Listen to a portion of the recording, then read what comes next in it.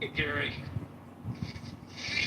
So, the Congress people that voted for this, they just need to own the fact that this was a massive pull to give tax breaks to more of the wealthiest of this country, on the backs of the poorest of this country and the most vulnerable. I've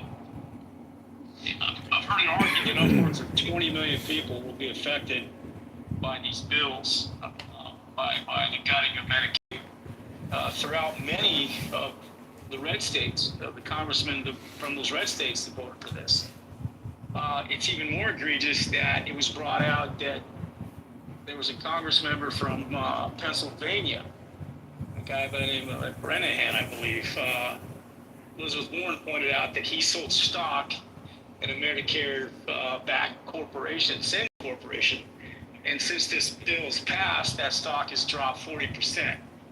So, we're seeing the way our politicians game bills to enrich themselves and to protect their portfolios. Yeah, but in fairness, David, this is not insider trading because all this is out in the public specter. So if you had that stock and you saw that this bill was likely going to pass and you dumped it, even if you disagreed with the bill, wouldn't that have been a prudent thing to do? I don't think there's anything onerous about it.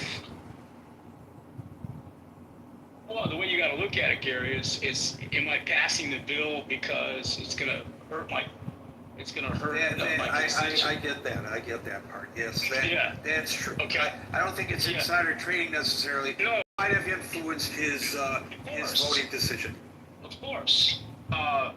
So, and who knows how many untold, trades were done in the darkness of night without there being, people knowing about it. I mean, my point is, Gary, is that and I heard this fraud and abuse. This is the canard.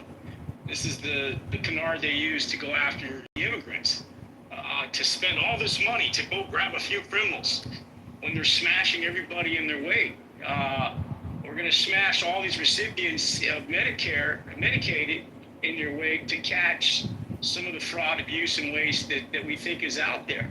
So it's really a kind of a red herring to basically smash and deny and reroute our tax dollars toward tax cuts that none of us benefit from, by the way, enriching, the billionaire class. And at least Elon Musk, as much of his own interests may not have aligned with this bill, and because of that, he's now upset that the deficits are going to rise and the debt will not go down. At least he's being honest from a fiscal standpoint, saying that how are we going to pay for this down the road? And we just keep kicking the can down the road, Gary, to the future generations. And to Dr. Francine and others talking points about do we really care about families? Do we really is this a family values party? Do we really care that the youth today can't afford to have children? I mean, especially these young men today. I mean, God forbid they have a child at age 24, 25 with no income, and then they're on the hook for 18 years of child support, let alone the cost of feeding and clothing and all the health care that goes into having a child. And so where is the backstop of the idea of a family, a nuclear family that they want to rid us of the trans threat to our society, which they've been very successful at doing, bullying universities and creating these onerous bills affecting that. But yet, where's the backstop? Where's the money? At least Viktor Orban in Hungary puts his money where his mouth is. He says, look, you can have a family of four. We'll subsidize your cars. We'll give you free health care. We'll even pay you money to have children.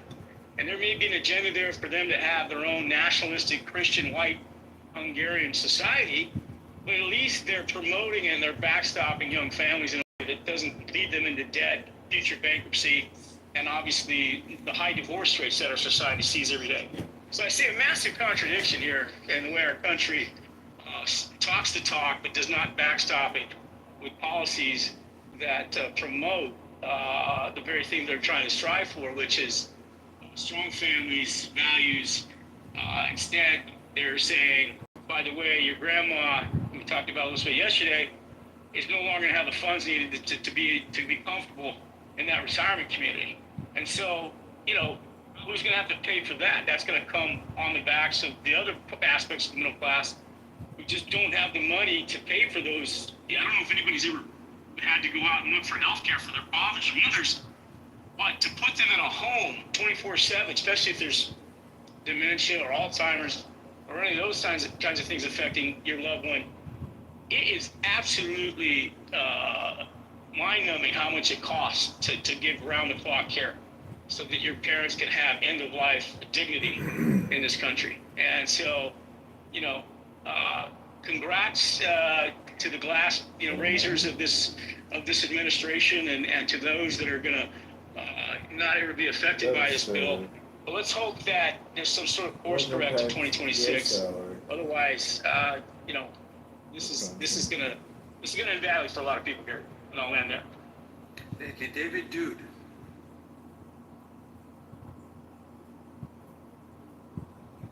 Dude. Yep, just one. No worries.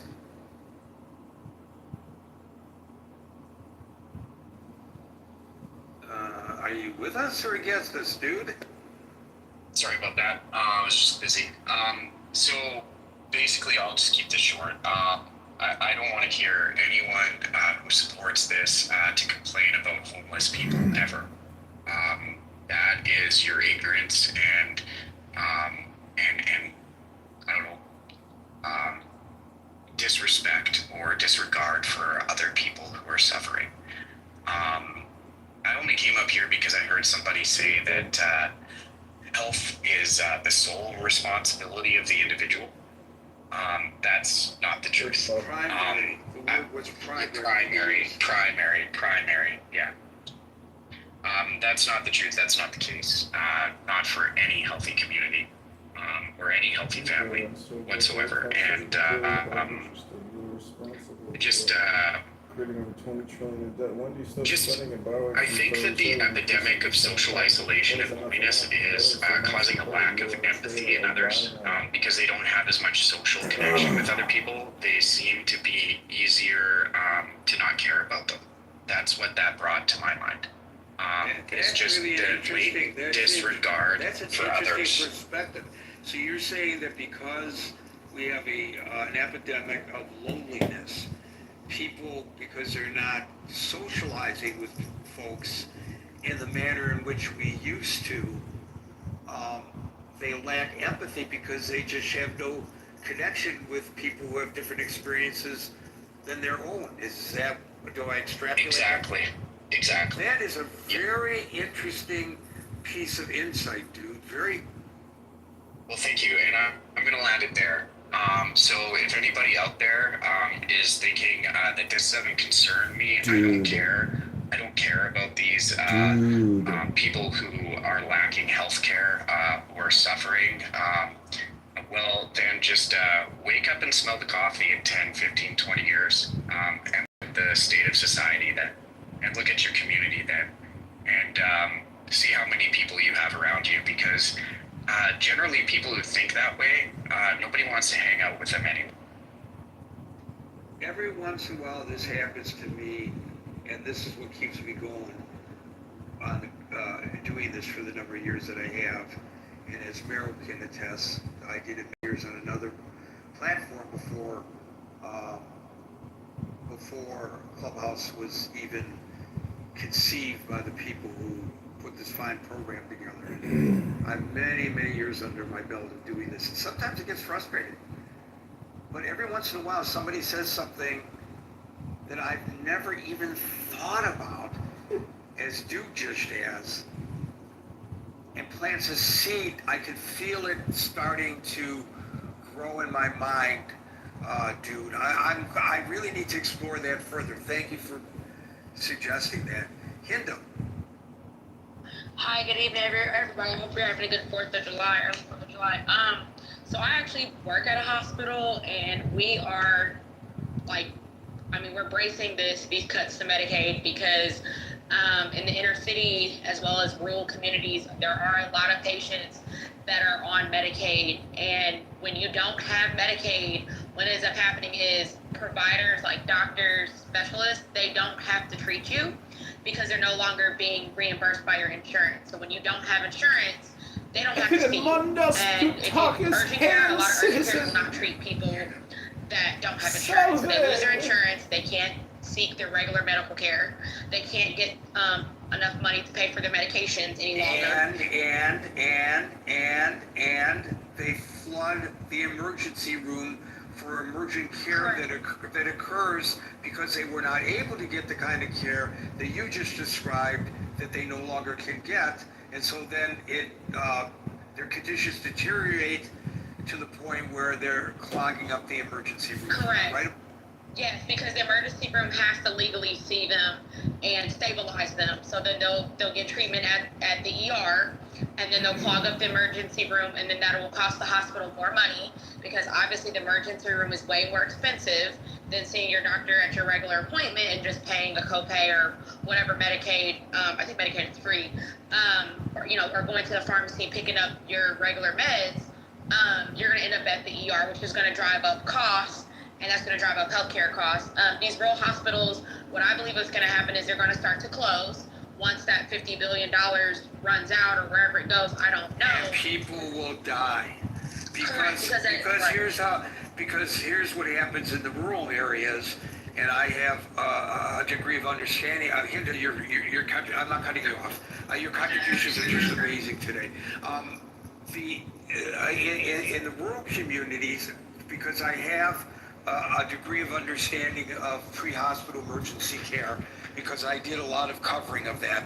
So what happens is, if you're in an urban area and you have a heart attack or you're involved in a catastrophic accident,